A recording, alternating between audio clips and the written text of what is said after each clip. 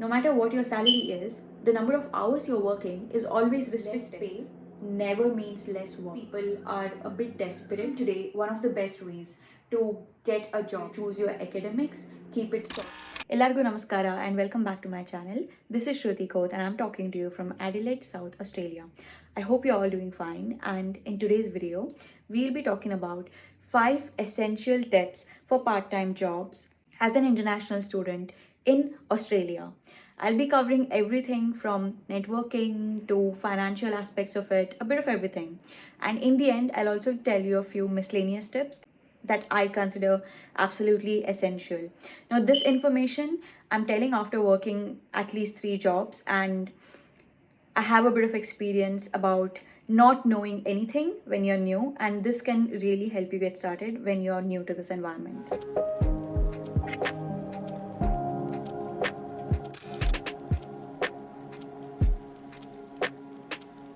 Building a network in the city you're living in can be extremely beneficial in finding the part-time work. You can join some local communities and some groups in your university, or you can make some friends who are in the similar sector that you're looking at, and you can even interact with your professors or seek help from your career advice team. Just be open about your needs and express that you're looking for a job. And a lot of times people are hired internally through the word of mouth. So the possibility is, if you ask someone and they are working at a place where they know that someone is hiring, and they will go and tell their hiring manager that they have a friend who does this thing incredibly and they're good at it, they are also looking for a job, so what do you think? Then if there is a vacancy, there is a high probability that you will be in their top preferences when they are looking to hire someone, or at least get an interview, so that you will have a priority when it comes to cracking an interview. The main part is getting the interview. And when you meet someone, don't hesitate to ask for advice or to ask for referrals. Most of the people are more than happy to help you. If not anything, they will at least be able to tell you that they saw a certain poster on one of the cafes next to the place they're working. So then you know that that particular cafe is hiring, and you can directly go and apply.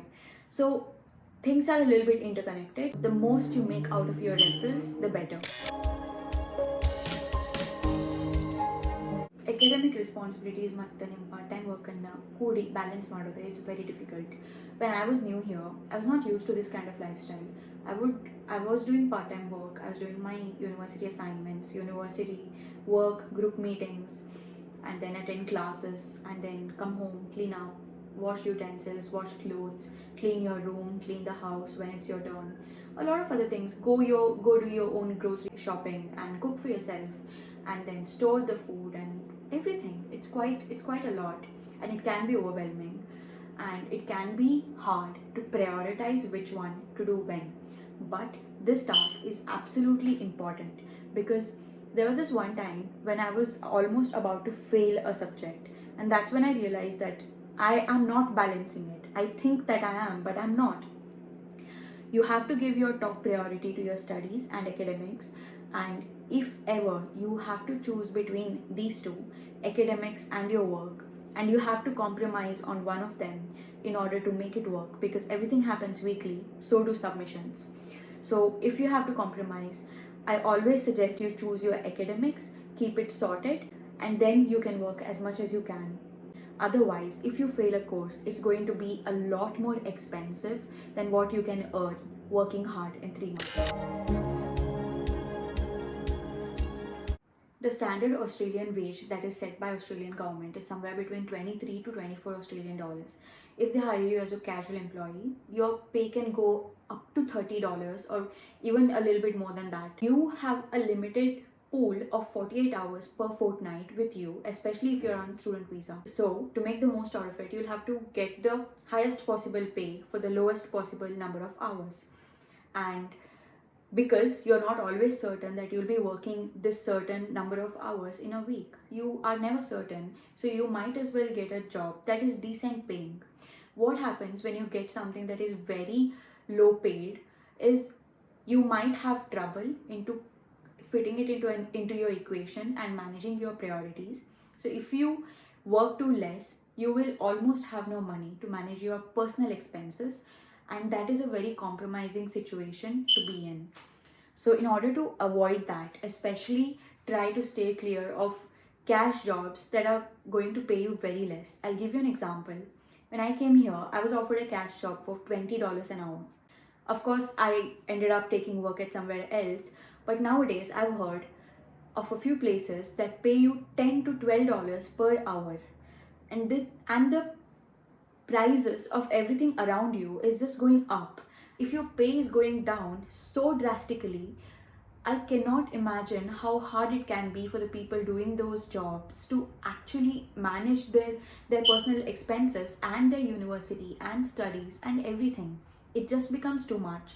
So always prioritize your financial needs first. Don't put yourself in compromising situations.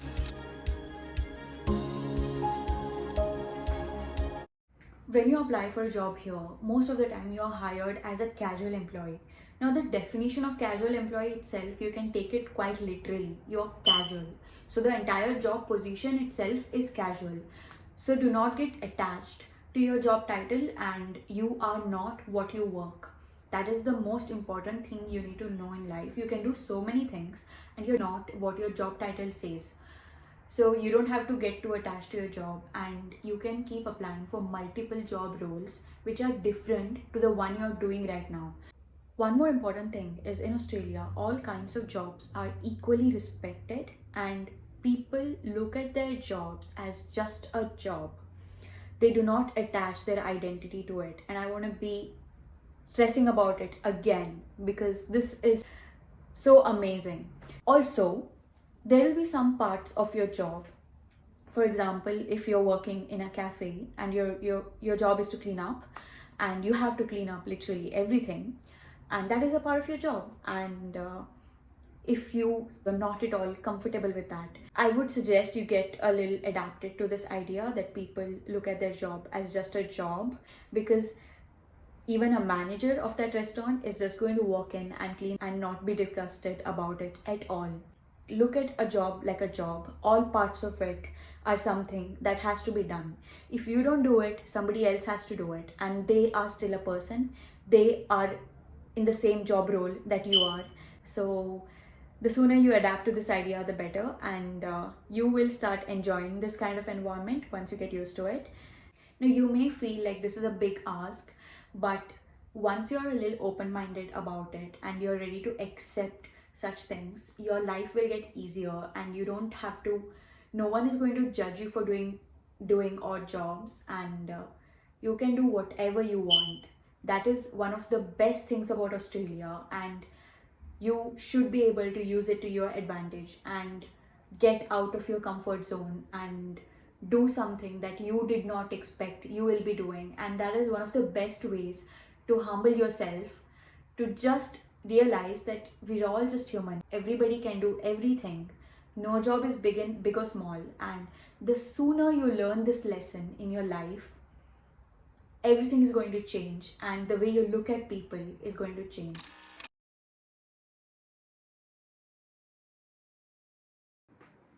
Now, there's always a bit of difference between healthy competition, envy, jealousy, and actual toxicity, isn't it? If you're working at a workplace where it's just suddenly getting very stressful, and you're just feeling like you're being bullied or something weird is happening, you might have to sit down, dissect it, and understand what actually is wrong, and talk to your managers or your supervisors to solve the situation. Because if it just builds up, no one wants that. No one wants that sudden burst of aggression. And most of the workplaces try really hard to keep their workplace stress free, and they don't want any dramas, but dramas do happen. And make sure nobody's mistreating you, including the managers. If that's the case, nobody is meant to mistreat you, nobody is supposed to bully you, nobody is meant to be yelling and shouting at you. And there are a lot of other things that are not normal, that may look normal because they are doing it to everybody, that may not be normal. In such situations, you can even, if the situation is very extreme, you can even directly contact Fair Works Australia, which is a government body that ensures there's fair work rights in Australia. And whatever it is, do not accept mistreatment, because if someone bullies you and you're quiet, it just becomes bigger and bigger. And with so many things happening in your life and you're a student, you do not want to overcomplicate your life with stress that's not even coming from yourself. Maintain a good bond with your workmates, and it's also very important, after telling all this, it's also very important that you are not the one who is mistreating someone else. Try to be a good person, try to have a good bond. Again, detach your workmates from their job. They're a different person, it's just their job. You're gonna work and you're gonna go live your lives, so you have to be respectful of that. These were my 5 most essential tips about a part-time job in Australia. On another note, I want to add that I have another video coming up about what are the things you're supposed to take care of after getting a job, because there are some essential things that you need to do, and stay updated for that one. Now we are moving forward for our miscellaneous tips.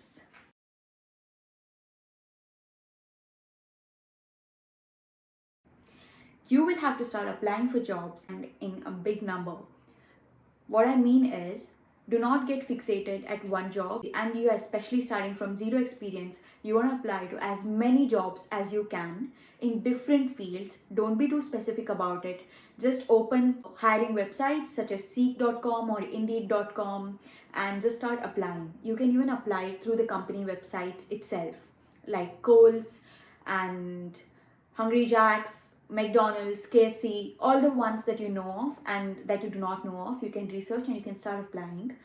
And you also need to apply effectively. It is not quite the best option to send out the same resume to everyone, because everybody's job requirements will be different. So you might have to alter your resume a little bit and send out different ones, and this will increase your chances of landing your first job. Next miscellaneous step is confidence and professionalism.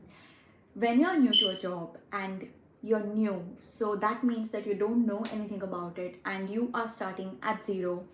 And in such situations, it's very important that you're confident, because your resume cannot show all this confidence you have. So in a lot of walk-in interviews where you just walk into a place to ask for a job to see if they're hiring, or you have reached the interview stage and you're talking to them, it's very important that you don't fake it and you just tell at your honesty that I have done similar jobs but I do not have experience in this certain kind of job. That's what I did. And I also told the manager, and this is the most important, I told the manager that I may not have experience and I may not have the skills, but I am currently in need of this job and I am going to put in the effort that is required for me to adapt to this job. I started working at a cafe when I first came here. I put in extra effort to learn what's on the menu, what is it made of, how is it cooked, and how much time does it take to get cooked, and how often do people eat it, what are the most common things people order, and what is Australian culture, what do they like to eat, and how do I clean, etc. I was very open about it with my workmates as well. I was like, I don't know this, can you please tell me how? Can you show me how? I don't know how to do this. Be very open about what you do not know and put in the effort. And if you have this approach, you can get adjusted to any work, and once you showcase your willingness to learn, no job is that difficult, because one, they're all casual jobs, and once there is someone who believes in you and who's teaching you things, it doesn't take too long to actually learn. The third one is legal working hour limitations. Now, we as a students on student visa, we have a 48-hour work limit. So whatever we do, we have to do under it. Sometimes, due to bad season or just in coincidence, we may not end up getting shifts. And then you start feeling that you want to cover everything by working extra. You cannot cross the 48-hour limit. If you do so, strict legal action can be taken against you, and you have to be very careful about it, because sometimes this does happen and this can cause bigger issues than you may have expected. And you have come here to study, and it's not a good thing for your mental health to to be stuck between your work and your studies. So always try to balance it as much as you can. We've reached towards the end of the video, and if you like my video, please like, share and subscribe. And if you have any questions, comment, and I'll be more than happy to answer them. And I really enjoyed making this video. I hope you like it. I'll see you in the next one. Take care. See ya. Bye bye.